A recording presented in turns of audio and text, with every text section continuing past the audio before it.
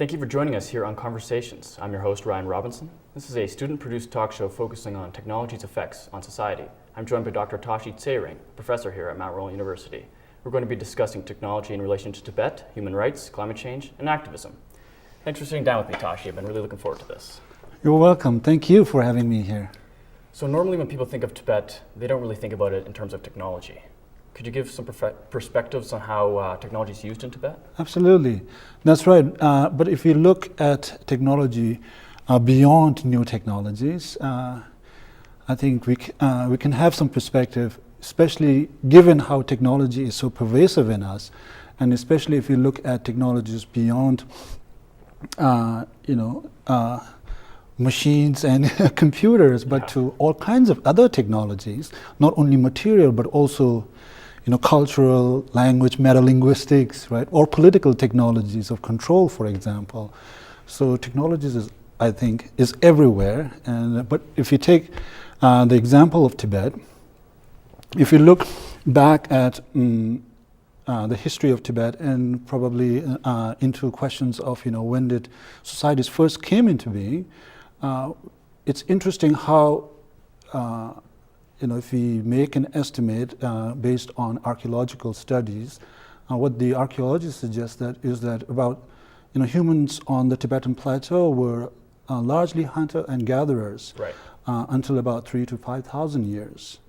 But something really interesting had happened in this time, which transformed humans from hunter-gatherers to farmers and pastoralists mainly.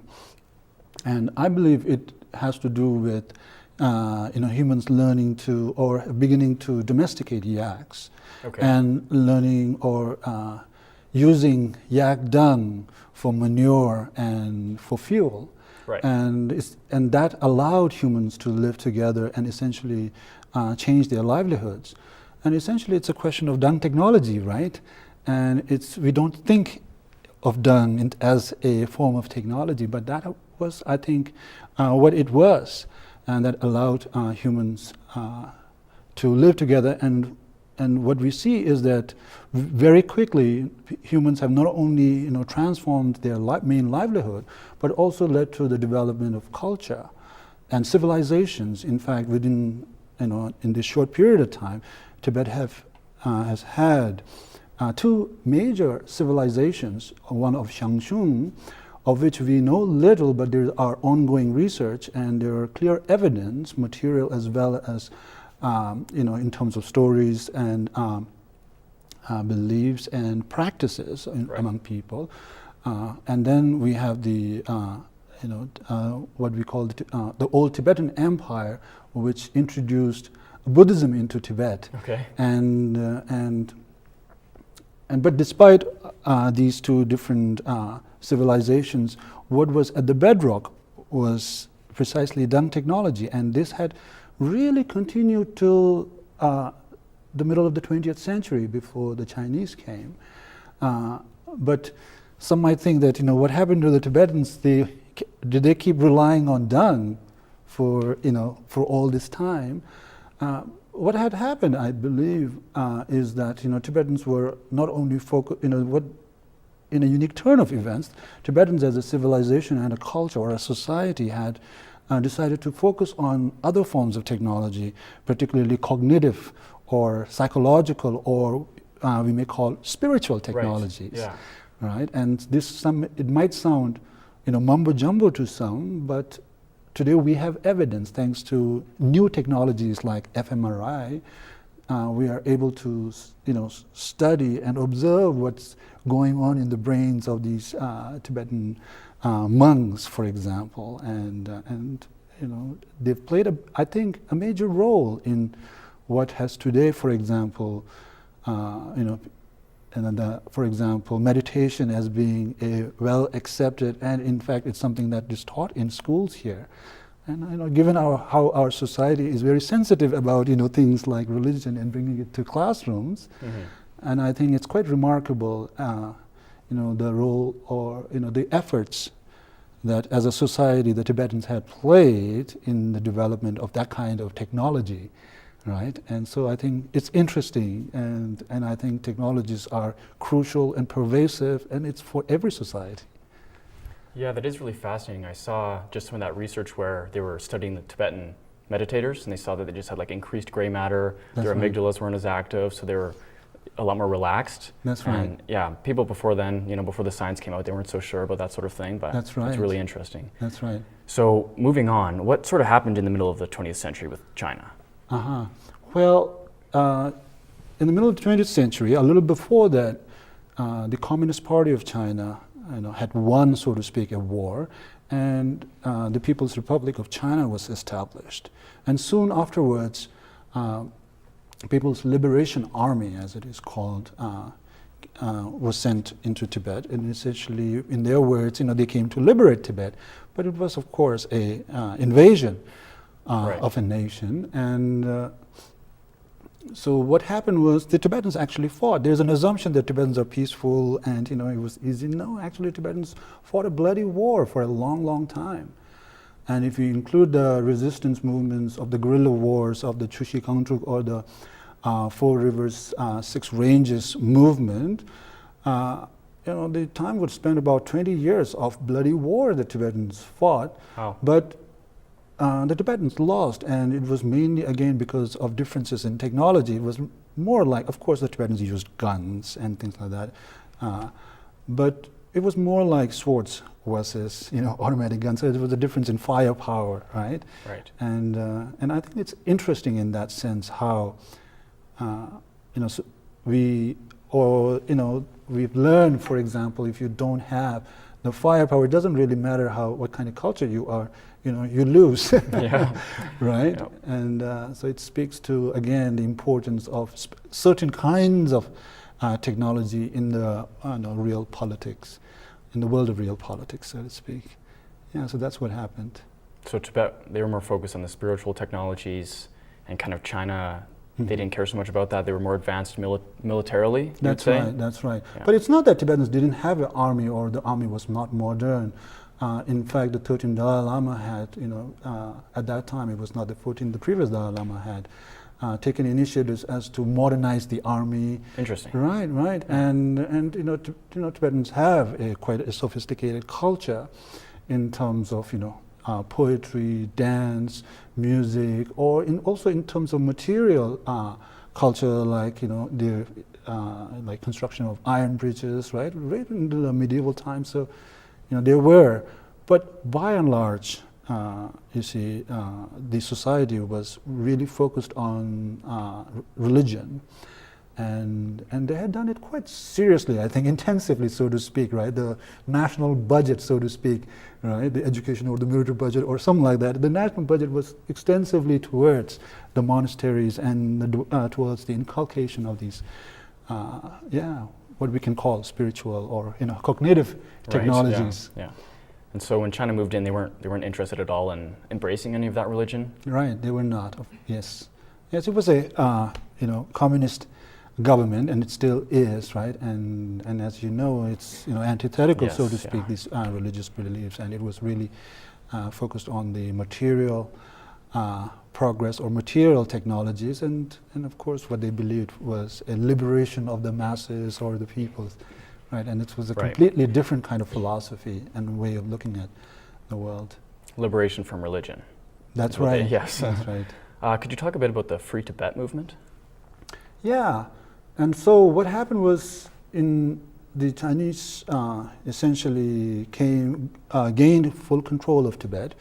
And in 1959, the Tibetan spiritual and temporal leader, the Dalai Lama, had to escape into India. And tens of thousands of Tibetans followed him.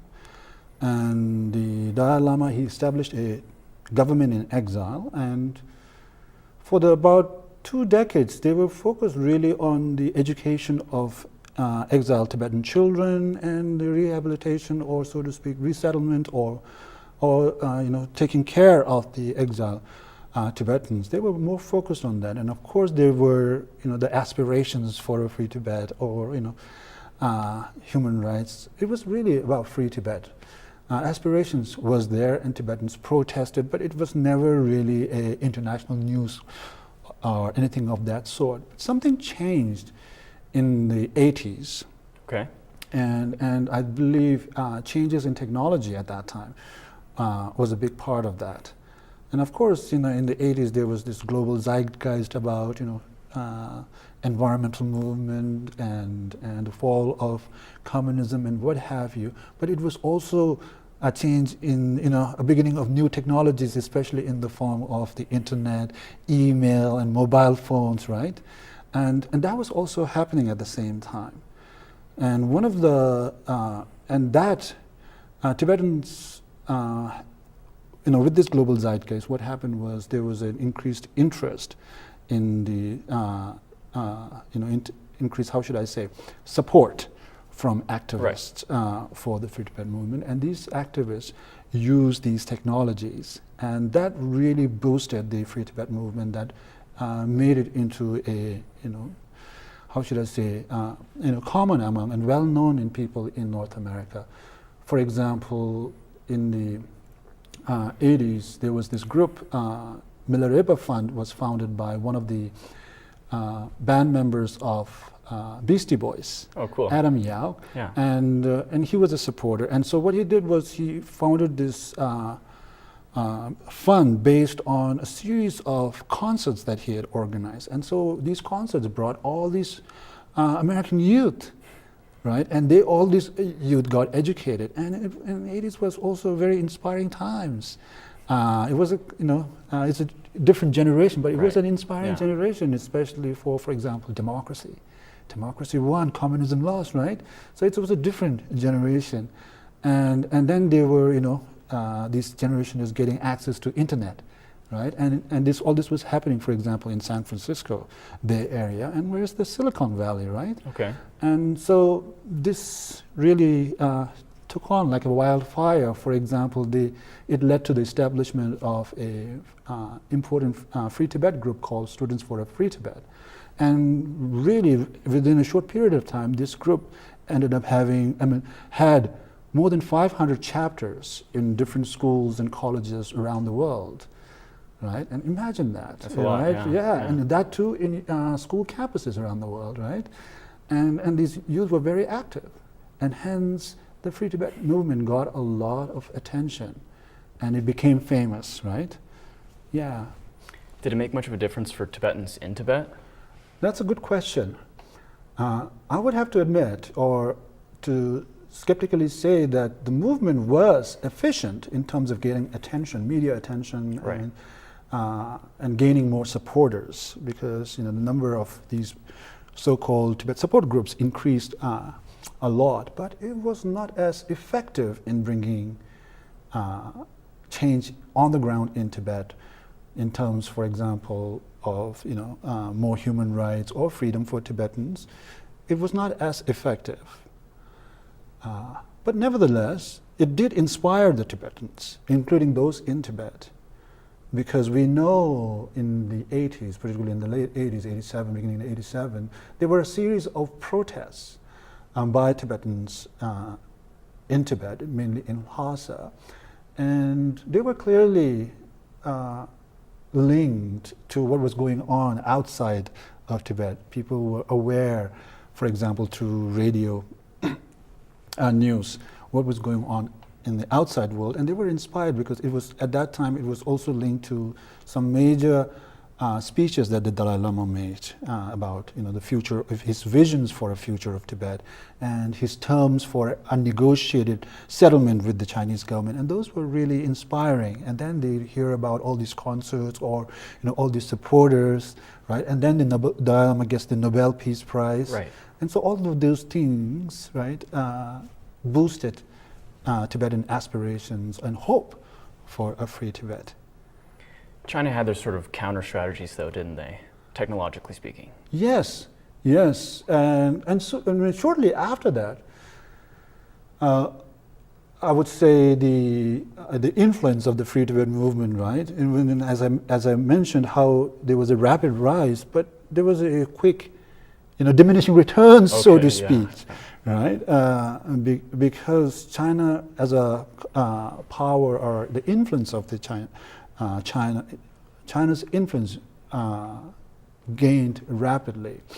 And China was, for example, given the most favored nation status by the United States, and China as a country in terms of its own technological capabilities, right, improved rapidly. And it was, so the internet and the email and web posts was no more an advantage that the Tibetan activists had, because China was also equally and soon more active on the internet, for example, in terms of postings or information, right, of different propaganda material on the internet. And they had what is called this 50 cents army, every post anti-Tibet or anti any of the groups that are anti-China, if you post it, you get 50 cents.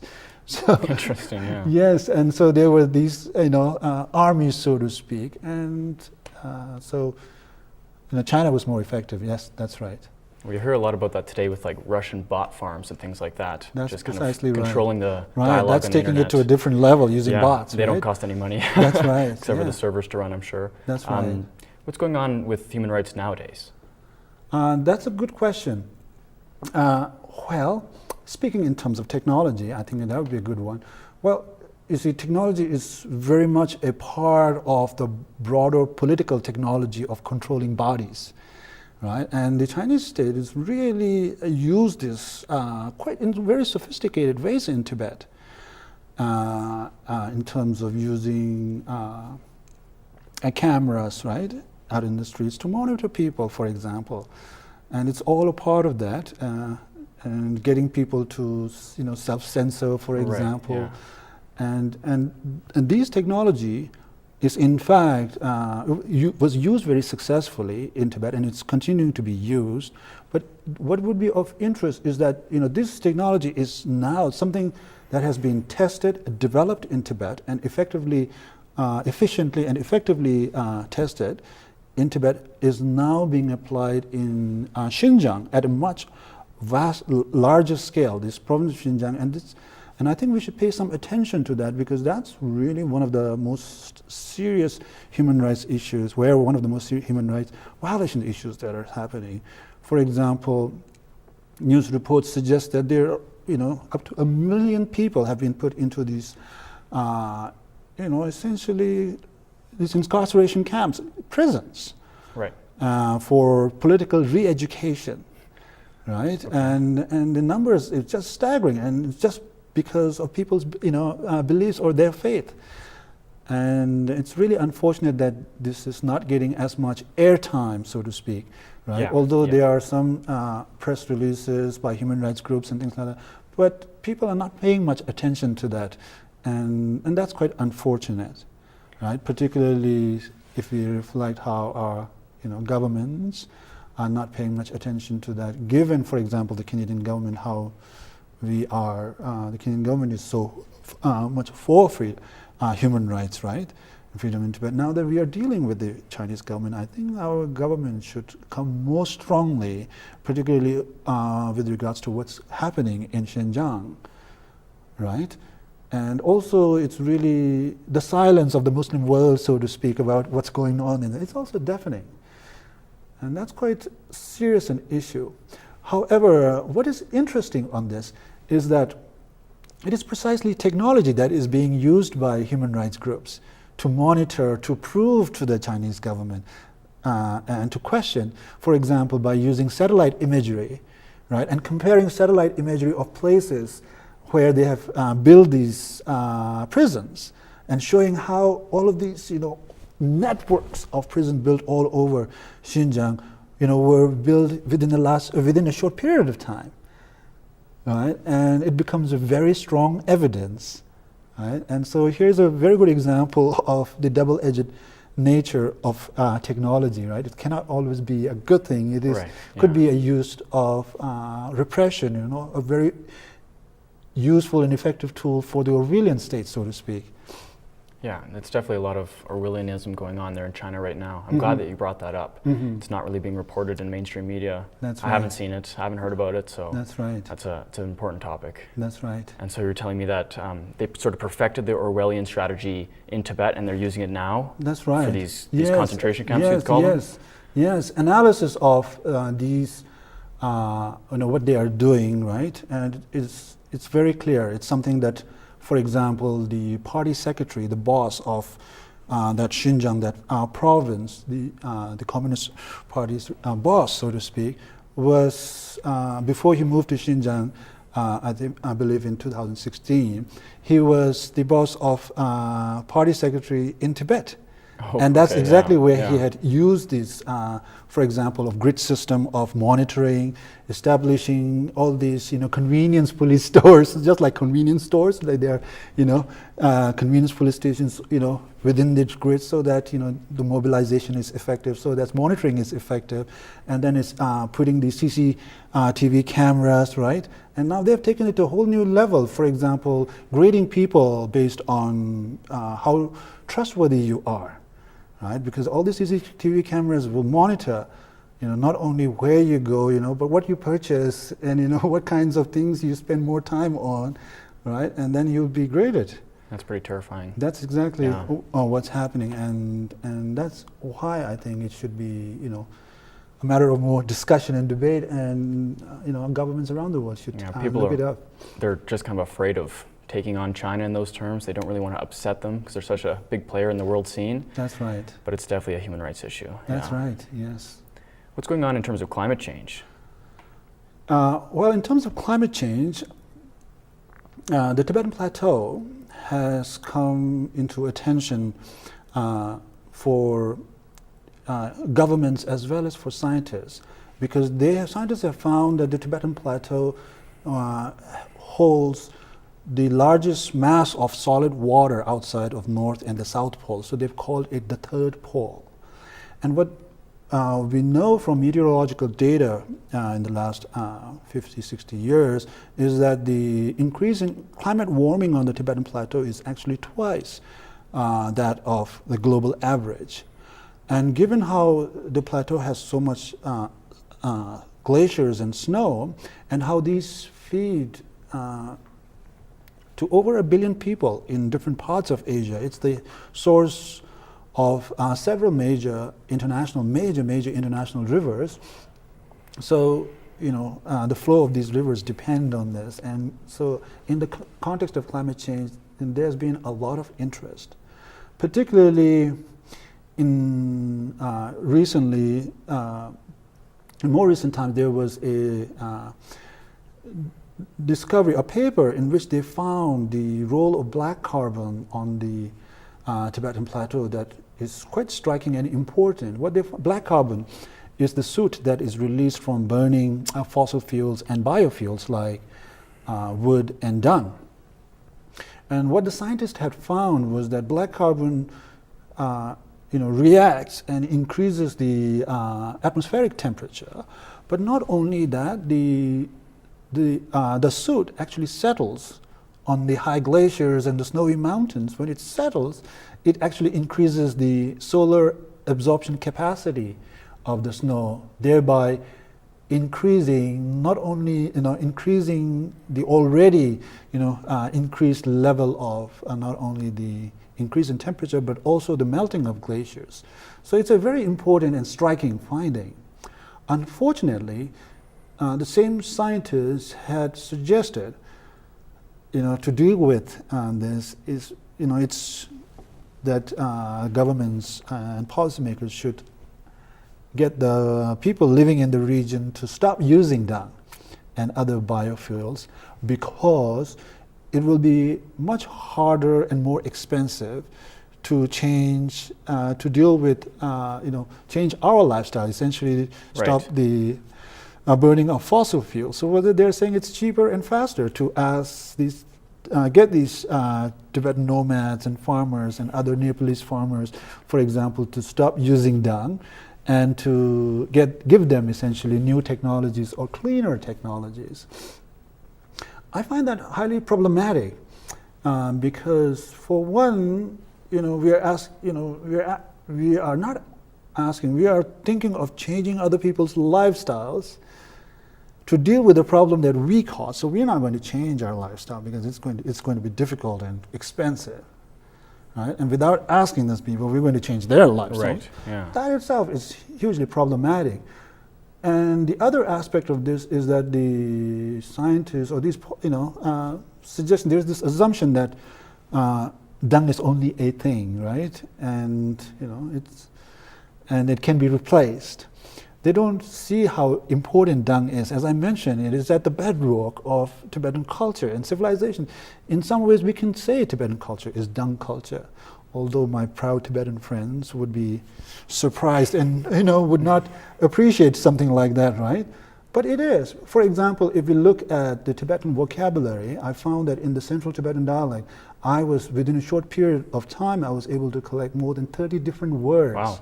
And if we include all the different dialects, it will be hundreds of dung-related words. Or dung is used for not only for, and of course it's used for manure and for fuel in surprisingly large quantities, but also for a host of other things. For example, for building fridge, dog houses, kids, like it's cold out there, just like it is here during the winters. Kids frozen dung. They make sleds. There's a word for that. Direct translation would be frozen saddle, kyaga. What that means is, they make toys, Play-Dohs from dung. My mom told me how once she had burned her feet over some amber, and then how her mom used, dilute dung for healing. And then, let's say there are wounds on animals, right? They use ash from dung. And so there's and it's not one. Really, there are a whole host of different uses. Lots of different uses for construction, for example. And more important, and it's not only for material uses of dung. Dung is also in the culture and the belief systems. For example, during my wedding, my mom had a pile of dung in front of the door, and she had decorated with a white scarf. I didn't pay attention to that. But now as I reflect about the significance of dung technology and dung culture and I look more in depth into it, it is a sign of, auspicious. It's sacred for the autochthonous Tibetan beliefs. It's like having a piece of holy symbol, whether it's the image of God or right, or a flag, national flag, or a cross, or whatever it is. But dung symbolizes something that gave life, right? For the very primal autochthonous beliefs, it's something sacred, right? And we'll have to leave it there, Tashi. It's been really great having you on the show. We can get into that next time for sure. This sort of more spiritual uses for dung. Absolutely. But anyway, thank you for sitting down with me. I really enjoyed it. Oh, my pleasure. I enjoyed it too. Thank you. We hope you enjoyed the show this week. You can join us next time as Caitlin White interviews Colin Pischke, the founder of Print Your Mind 3D. She's going to be taking a look at 3D printing.